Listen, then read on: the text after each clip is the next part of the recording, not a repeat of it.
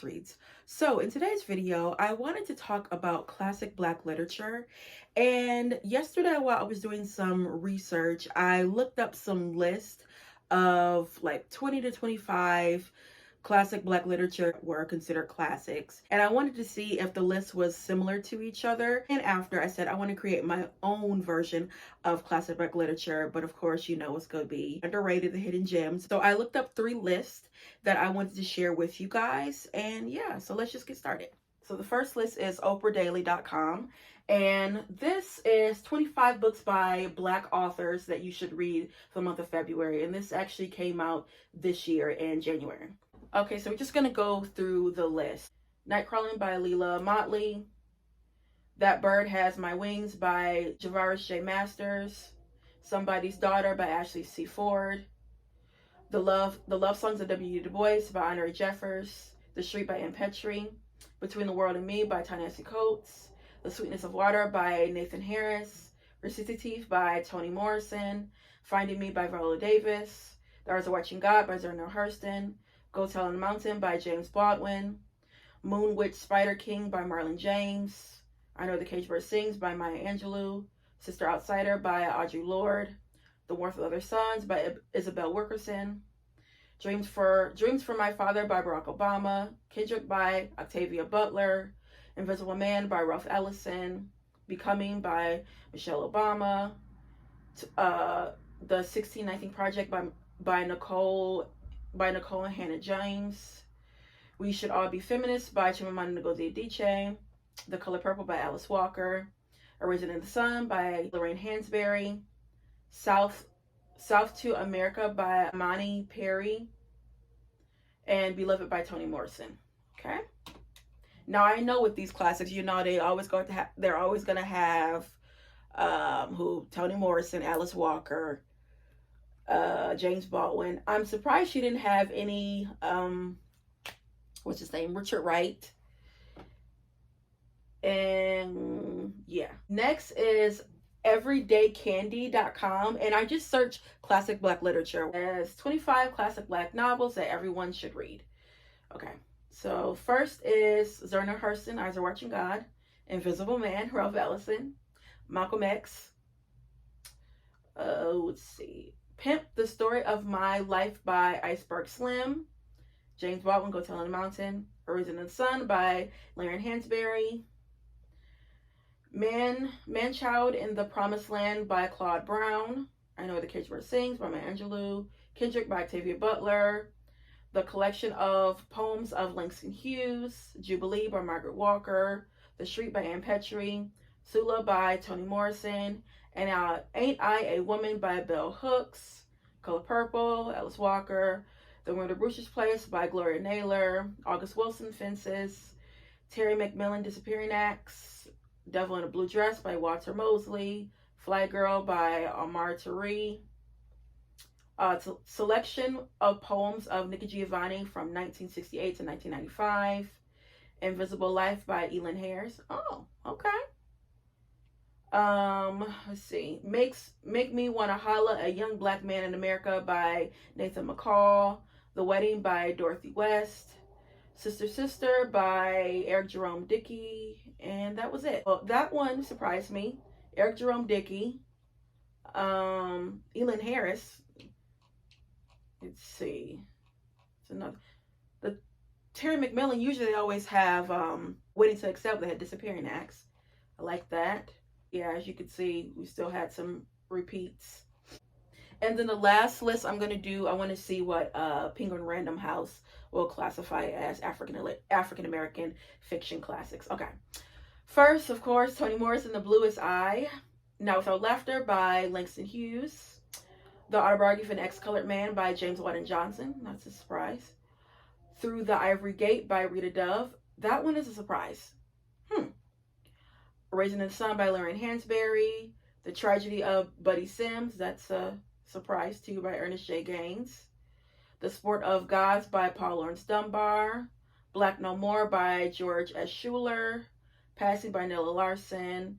If Bell She Could Talk by James Baldwin. Invisible Man by Ralph Ellison. Kane by Gene Toomer. That's a surprise because no one really knows him. The Color Purple, of course, by Alice Walker. Kendrick by Octavia Butler. Dim by William Marvin Kelly. Never heard of him. Richard Wright early works. And Petrie, and they have and Petrie the Street, and they have The Narrows, and that's it. So that one, okay. Never heard of Dim by William Marvin Kelly. Need to check that out. Let's see who else. Kane by Jean Toomer. That was a surprise. What else? The Tragedy of Buddy Sims is a surprise. That's by Ernest J. Gaines. Usually they just do Message Before Dying by him. And the Rita Dove Through the Ivory Gate. Did not know that she wrote a novel. I've only known her for poetry. So I'm going to definitely check that out. And the Autobiography of Ex-Colored Man by James Weldon Johnson. That one really doesn't get a lot of praise. So yeah, those are the 3 lists. I'll make sure to put those down below in the description box. But now let me share my classic Black literature, okay? So first is Elizabeth Kingsley, Behind the Scenes. Is a narrative. Elizabeth Kingsley was a confidant of Mary Todd Lincoln. I've talked about her before. She was a former slave, and she was also the dressmaker for Mary Todd Lincoln. A lot of the dresses that we see of her, she's the one that designed them and constructed them. She got a lot of flack after she wrote this because people thought that she was airing out the dirty laundry of the Lincolns. Mary Todd Lincoln struggled with mental illness, and she talked about that. Next is J. California Cooper. Of course, we know we got to have J. California Cooper. These are stories. These are short stories. She's known for short stories, but she also has, you know, novels. This one I haven't read. It's called Some Love, Some Pain, Sometimes. Next is a play. So they mentioned what's the play? They mentioned Fences by August Wilson, and then A Raisin in the Sun by Lorraine Hansberry. Fantastic, love it, but y'all know we got more. The Color Museum by George C. Wolfe. Fantastic. This is set in the 1980s. Next for poetry, so they had Nikki Giovanni. Everyone knows Nikki Giovanni. We should know Nikki Giovanni. So instead of her, you can read Henry Dumas. This is Goodbye, Sweetwater. Henry Dumas, he was discovered by Toni Morrison. After his death, he was misidentified and was murdered by a police officer. And he was a poet. So after he passed, she put his works together and created a collection. Next is Plum Bun by Jessie Rickman Fawcett. They mention Langston Hughes. Also, they mention Passing by Nella Larson, which I'm always glad to have Passing on the list, because if you know anything about the author Nella Larson, she was accused of plagiarism and she did not do it. And after, you know, they dismissed the case, she stopped writing and went back to her first occupation, which was nursing. So we only have 2 novels by her and about 4 or 5 short stories. But this, fantastic. Jessie Rickman Fawcett is my favorite female writer from the Harlem Renaissance.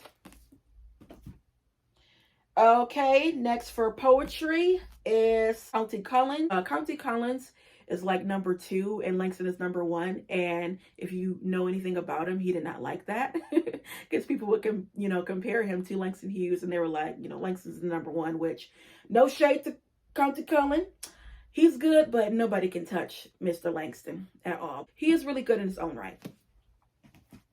Next is Wallace Thurman, Infants of the Spring. Now, he is known for Black of the Berry. Fantastic. But I would say this is my favorite by him, because this is set, it's talking about the Harlem Renaissance during the Harlem Renaissance. You actually have characters based on real life people. Like Zora, you have Langston, who else? Dorothy West. And it's fantastic. Next is Alice Childress, one of the family. Alice was a playwright, but she also dabbled in some novels, and this is fantastic. You have a woman named Mildred, I believe, and Mildred is a domestic, but she's a domestic where she didn't come to work, and you just see the woes and the lifestyles and the day-to-day of her being a domestic and working for, you know, a white family, and it's hilarious. Next is Eva's Man by Gail Jones.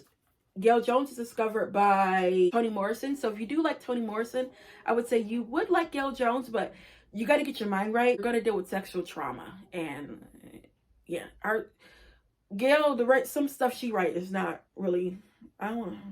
It's a lot. I was going to say normal, but it's a lot. So just get ready. But yes. Next is Overshadowed by Sutton E. Griggs. Now, no one knows him, okay? I had a hard time trying to get this. He was an author from the 1900s, I believe. Now, I can't tell you what this is about because I haven't read it. He is an author that is not known, so that's why I wanted to pick him up.